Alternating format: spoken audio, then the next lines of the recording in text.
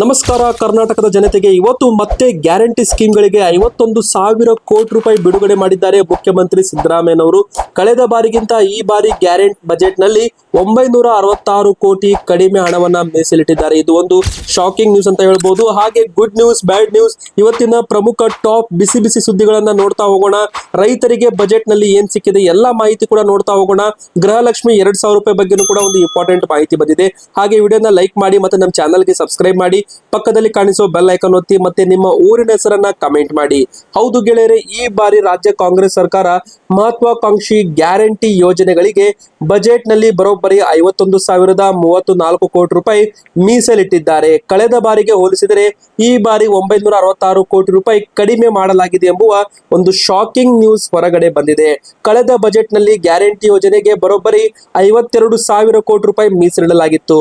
ಆದರೆ ಈ ಬಾರಿ ಬಜೆಟ್ ನಲ್ಲಿ 51,034 ಕೋಟಿ ರೂಪಾಯಿ ನೀಡಲಾಗಿದೆ. ಶಕ್ತಿ ಯೋಜನೆ, ಫ್ರೀ ಬಸ್ ಸ್ಕೀಮ್ ಯೋಜನೆ, ಗೃಹ ಜ್ಯೋತಿ, ಗೃಹ ಲಕ್ಷ್ಮಿ, ಯುವ ನಿಧಿ ಮತ್ತು ಅನ್ನಭಾಗ್ಯ ಯೋಜನೆಗಳ ಮೂಲಕ ಬಡವರಿಗೆ ಮತ್ತೆ ಮಧ್ಯಮ ವರ್ಗದವರಿಗೆ ಅನುಕೂಲ ಮಾಡಿಕೊಡಲಾಗಿದೆ ಅಂತಾನೆ ಹೇಳ್ಬೋದು. ಬಜೆಟ್ ಮಂಡಿಸುವ ವೇಳೆ ಸರ್ಕಾರ ಜನಪ್ರಿಯ ಗ್ಯಾರಂಟಿ ಯೋಜನೆಗಳನ್ನ ಸಮರ್ಥಿಸಿಕೊಂಡಿರೋ ಮುಖ್ಯಮಂತ್ರಿ ಸಿದ್ದರಾಮಯ್ಯನವರು ಸಮಾಜದಲ್ಲಿ ಬಡವರ ನೋವನ್ನ ನಿವಾರಿಸುವ ಉದ್ದೇಶದಿಂದ ಗ್ಯಾರಂಟಿ ಯೋಜನೆಗಳನ್ನ ಮುಂದುವರಿಸಿಕೊಂಡು ಹೋಗ್ತೀವಿ, ಅವು ಉಚಿತ ಉಡುಗೊರೆಗಳಲ್ಲ ಎಂದು ಹೇಳಿದ್ದಾರೆ. ಅಂದ್ರೆ ಗೆಳೆಯರೆ, ಇದರ ಅರ್ಥ ಇನ್ನೂ ಕಂಟಿನ್ಯೂ 3 ವರ್ಷ ಈ ಒಂದು ಗ್ಯಾರಂಟಿ ಸ್ಕೀಮ್ ಗಳನ್ನ ಮುಂದೂಡಿಸಲಾಗುತ್ತೆ ಅಂತ ಸಿದ್ದರಾಮಯ್ಯನವರು ಖಂಡಿತವಾಗಿ ಗ್ಯಾರಂಟಿ ಕೊಟ್ಟು ಹೇಳಿದ್ದಾರೆ. ಅಂದ್ರೆ ಇದು ಬಜೆಟ್ ನಲ್ಲಿ ಹಣ ಮೀಸಲಿಟ್ಟಿರುವುದು ಒಂದು ಸಾಕ್ಷಿ ಅಂತಾನೆ ಹೇಳ್ಬೋದು ನಮ್ಮ ಕರ್ನಾಟಕದ ಜನತೆಗೆ.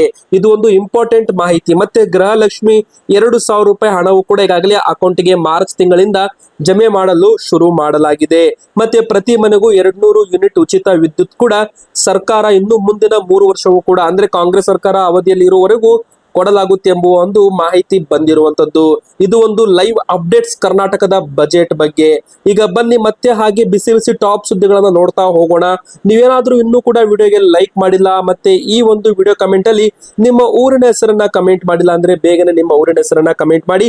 ಮುಂದಿನ ಬರೋ ವಿಡಿಯೋದಲ್ಲಿ ನಿಮ್ಮ ಊರಿನ ಒಂದು ಬಿಸಿ ಬಿಸಿ ಸುದ್ದಿಗಳನ್ನು ಕೂಡ ನಾವು ತೆಗೆದುಕೊಂಡು ಬರಲಿದ್ದೇವೆ.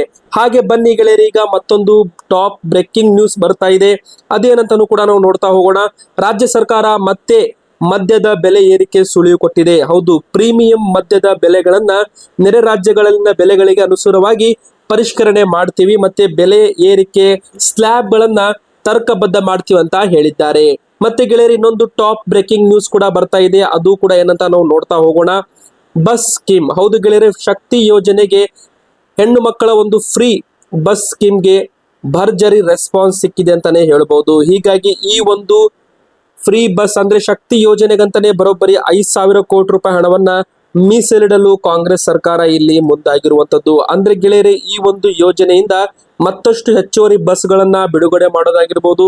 ಬಸ್ಗಳು ತುಂಬಾನೇ ರಶ್ ಆಗ್ತಾ ಇದೆ. ಈ ಒಂದು ಬಸ್ಗಳಿಗೆ ಶಕ್ತಿ ಯೋಜನೆಗೆ ಮತ್ತೆ 5,000 ಕೋಟಿ ರೂಪಾಯಿ ಹೆಚ್ಚಿರುವ ಹಣವನ್ನ ಇಲ್ಲಿ ಬಿಡುಗಡೆಯನ್ನ ಮಾಡ್ತಾ ಇದ್ದಾರೆ. ಈ ಮೂಲಕ ಇದು ಒಂದು ಗುಡ್ ನ್ಯೂಸ್ ಅಂತ ಹೇಳ್ಬಹುದು. ಮತ್ತೆ ಕಟ್ಟಡ ಕಾರ್ಮಿಕರಿಗೆ ಒಂದು